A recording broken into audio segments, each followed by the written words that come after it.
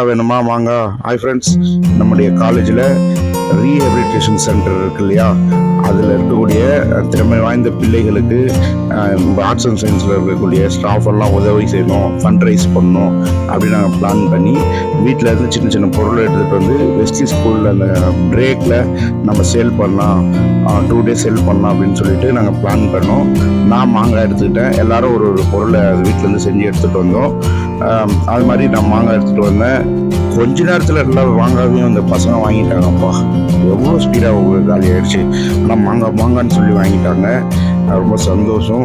நாங்கள் டோட்டலாக பார்த்திங்கன்னா எல்லாமே விட்டு பார்த்திங்கன்னா டே 1ல் 2700 வந்துச்சு. நாங்கள் அதை சப்மிட் பண்ணிட்டோம்.